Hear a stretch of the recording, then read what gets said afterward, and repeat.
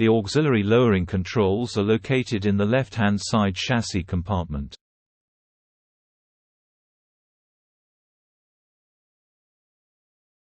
Ensuring the red stop button is pulled out and whilst keeping the function enable button pressed, press the yellow arrow and the platform will lower down.